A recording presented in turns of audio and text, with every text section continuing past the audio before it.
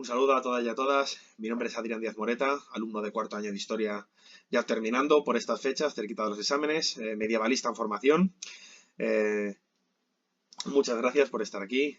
Un saludo a todos los organizadores, organizadoras y a todas las personas que participen en el Congreso como ponentes y como espectadores. Nada, y vamos a proceder ya a explicar mi propuesta para este Congreso. Vamos con mi propuesta. Los celtas, aprendizaje interactivo de las culturas y etnias en Europa Occidental a partir de las cartografías digitales. Bueno, este es el índice.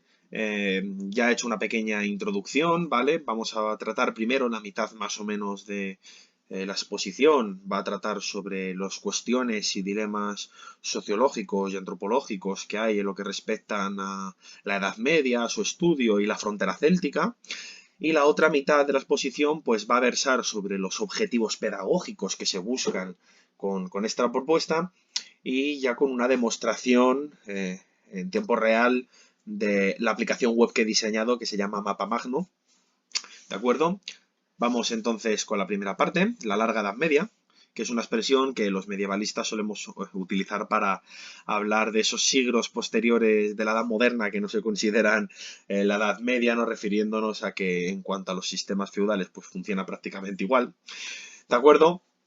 La Edad Media ha sido, pues, en muchos estudios tradicionales, pues, presentada como un periodo homogéneo, lineal, pero es un periodo del que hay muchísimo desconocimiento, donde apenas prácticamente, si no eres medievalista, ni siquiera voy a decir otros campos científicos dentro de la propia historiografía, contemporanistas, modernistas, si no eres medievalista, son conceptos que se escapan, ¿no?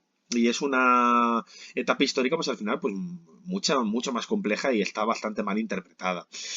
Durante siglos, incluso en el siglo XIX y siglo XX, cuando parece que se relanzaron un poco los estudios sobre la Edad Media, o eso parecía, pero al final no se hizo como se debía, ni con rigor científico, porque hubo una necesidad en estos siglos, siglo XIX y XX, de establecer orígenes nacionales sólidos de estas grandes naciones, ¿no? Para impulsar, pues, una visión de este periodo que no buscaba una explicación objetiva, sino que se moldeó para justificar en el origen de esa nación, pues, la expansión de fronteras, o justificar las propias fronteras, acciones coloniales y diversas actividades bélicas.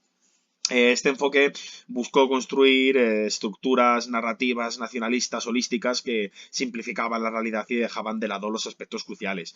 Una de las mayores falacias de estos estudios es la rígida periodización de en alta, plena y baja edad media, ¿no? Sí que es verdad que puede facilitar una organización cronológica y a veces es necesario para la historiografía, pero encierra en sí mismo una interpretación sesgada. Se trata de un marco que impone límites artificiales, aunque casi todas las fronteras historiográficas sean límites artificiales, sobre un tiempo en el que las identidades, culturas y estructuras políticas estaban marcadas por la diversidad y el constante cambio y evolución y por estructuras de poder completamente descentralizadas. eh, Desde las cúpulas intelectuales de la Edad Moderna, especialmente los humanistas renacentistas que admiraban el mundo grecolatino, se empezaron a llamar Edad Media, ¿no?, a este periodo considerado una fase intermedia entre la antigüedad, la gloriosa antigüedad grecolatina y el presente que ellos reivindicaban. Sin embargo, claro, esta caracterización es profundamente errónea. Por ejemplo, el sistema feudal, que es un núcleo estructural del mundo medieval, o se considera en ciertos campos de la historiografía como una de las bases de la Edad Media, no existe hasta el propio siglo XI y XII. Ese mundo feudal no cae hasta la Revolución Industrial, teniendo todos los siglos de la Edad Moderna, pero no existe realmente hasta el siglo XI o XII. Entonces, la cronología de la Edad Media queda mal establecida, porque si el sistema feudo-vasálico, que es considerado una de sus características clave, no se consolida hasta los siglos XI-XII, entre los siglos V al X, ¿dónde los metemos? La construcción historiográfica al final moderna, en su afán de huir de un periodo que consideraron oscuro, nunca llegaron a comprenderlo realmente. Entonces, la Edad Moderna no es una ruptura con el pasado medieval, sino es el culmen de una evolución que comienza en la propia Edad Media, cuyas estructuras sociales, políticas y económicas pervivieron y sentaron las bases del mundo posterior. Con lo cual, simplemente reivindicamos que es necesario replantear nuestra comprensión de la Edad Media, reconociendo que la aparente unidad de este periodo es en realidad un resultado de una narrativa histórica impuesta. Para entender verdaderamente la Edad Media debemos considerar la diversidad interna, la riqueza de mezclas de etnias entre las interacciones culturales y migratorias que definieron por sus múltiples facetas. Visto ya esto, vamos a pasar a la frontera céltica, que aquí tenemos un mapa más o menos de sus mayores áreas de influencia. Mi especialización en el sustrato celta pues se centra en rescatar y profundizar en una parte de la historia europea que ha sido sistemáticamente subestimada. Durante mucho tiempo la etiqueta celta o se utilizaba con demasiada ligereza, de forma excesivamente amplia, agrupando diversas poblaciones sin hacer distinciones precisas, eh, haciendo que esta homogeneización forzada derivara en estudios superficiales donde casi todo se catalogaba simplemente como celta, sin tener en cuenta las diferencias intrínsecas de cada grupo. En el auge de los discursos nacionalistas pasó a la inversa, se produjo una nueva oleada de revisionismo que favoreció las raíces en otros pueblos y que dejaron de utilizar la palabra celta, ¿no? Los franceses buscaban su origen en los francos, en los galos, merovingios, carolingios, los alemanes en los grandes reinos germánicos que plantaron cara a Roma, los anglosajones los ingleses en los anglosajones, en los britones, olvidando que en realidad una gran parte de la ontología y la cosmovisión de estos territorios fue profundamente influenciada por un sustrato celta. Este legado es especialmente visible durante la Alta Edad Media, que ha sido ignorado en favor de unas narrativas que simplifican la compleja herencia cultural. Por ejemplo, un ejemplo es la persistencia del caso de los pictos, de la actual Escocia, ¿no? Cuyo reinado perduró hasta el siglo X y que lejos de ser una anomalía representan una de las múltiples capas que ayudaron a conformar el medievalismo europeo. O sea, la Edad Media no nació de un vacío, sino fue una fusión de influencias previas. Noblezas romanizadas, reinos germánicos, sustrato celta, todo eso no ayudó a desempeñar papeles claves en la configuración de las estructuras sociales, mitológicas, lingüísticas, culturales que pervivieron durante los siglos posteriores a la Edad Media. Gracias a los nuevos estudios antropológicos sabemos de hecho que los celtas no se limitaban a ser una cultura material con rasgos sociológicos y religiosos comunes, sino que representan una frontera de estudio etnológico y filológico. Estas investigaciones recientes resaltan la diversidad interna y la complejidad de estos pueblos, de hecho siendo considerado de los primeros pobladores de Europa y la semilla de muchos pueblos que luego se conformarán más importantemente en la Edad Antigua. Y ya por último vamos a ver, ¿no?, los objetivos pedagógicos de la herramienta que yo he diseñado, que ahora vamos a ver en directo tras ver qué es lo que buscamos, qué es lo importante, ¿no? Qué objetivos pedagógicos se van a conseguir en favor del alumnado, de los estudiantes y las estudiantes con esta herramienta.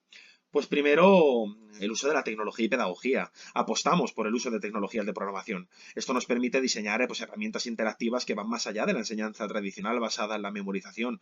Y con estas tecnologías podemos crear aplicaciones que facilitan la comprensión y transmisión de conocimiento, proporcionando a los estudiantes recursos dinámicos y visuales que ayudan a mejorar su aprendizaje. Otra parte muy importante es la del aprendizaje activo y la investigación. Este proyecto se centra en ser una herramienta interactiva, o sea, un mapa que pone a los alumnos en el papel de investigadores, porque con la orientación del profesor y partiendo de una información previa, calculada para alumnos de tercer y cuarto de la ESO, eh, los estudiantes deberán deducir a través de este recurso ciertos movimientos poblacionales. Esta metodología no solo evita la simple recitación de datos, sino que fomenta el desarrollo del pensamiento deductivo y crítico, fundamental que se vaya desarrollando sobre todo desde estas edades. Por siguiente, la interdisciplinariedad. Estudiar la ciencia de forma interdisciplinaria y no tan rígida tal vez como está actualmente en el sistema educativo actual, favorece a no tener una visión reduccionista, simplista de un campo científico. Estudiar la historia en conjunción con otras ciencias como la sociología, la antropología, la psicología o en este caso utilizando un mapa, la geografía, la cartografía digital, ayudan a comprender la historia de una forma mucho más global y a tener una imagen mucho más acertada de lo que podríamos decir esa fotografía común y no solo una parte del cuadro. Y finalmente, la desmitificación de mitos nacionalistas. Nuestro cuarto objetivo se centra en desmentir los mitos nacionalistas. Tradicionalmente, la historia ha sido interpretada a través de discursos que simplifican y encasillan identidades, como la idea de que España es herencia exclusiva de los tartesos o los íberos, o que Italia es descendiente de Roma. Sin embargo, la Edad Media fue un periodo de intensas mezclas y múltiples influencias entre sí. No fue un periodo de aislamiento étnico. Encontramos movimientos poblacionales de los germánicos, de los sajones, de los anglos, de los pictos, de los germanos, de los eslavos, de los godos, de los húngaros, bávaros. Entonces, con este enfoque buscamos demostrar que la historia es mucho más compleja y que estos discursos que tratan de crear una especie de orgullo patriótico en base a un glorioso pasado, no se basan desde luego en ningún tipo de base científica, sino se basan en una suerte de xenofobia y populismo que en todo caso busca emprender acciones violentas para sobrepasar ciertas fronteras. Dicho lo cual, pues vamos a pasar a ver, como comentábamos en un primer momento, ya el mapa en directo y a explicar el código de una forma accesible para que aquellos que no se dediquen a la programación web puedan entender su funcionamiento y vamos a verlo ya todos juntos en directo.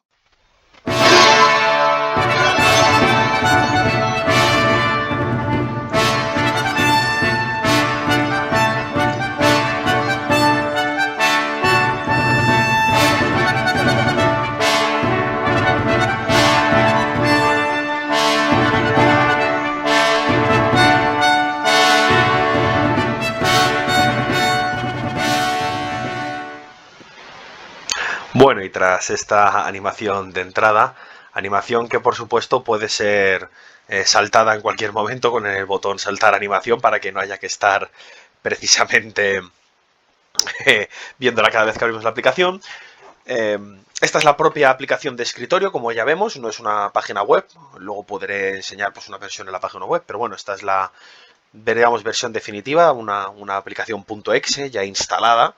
De acuerdo, pero esto también puede ser una aplicación web alojada en cualquier tipo de servidor, por eso no hay ningún problema, porque se ha diseñado con las tecnologías web más modernas, pues para que sean alojadas, pues por ejemplo, en servidores compartidos que tienen institutos, universidades como Moodle y demás, para poder descargarte el ejecutable y poder simplemente tocarlo o incluso utilizarlo online sin necesidad de una aplicación. Este es un exe, en este caso funciona como tal, como un programa, pero no es necesario. Bueno, como podemos ver, el programa tiene una interfaz sencilla, pero visualmente muy atractiva.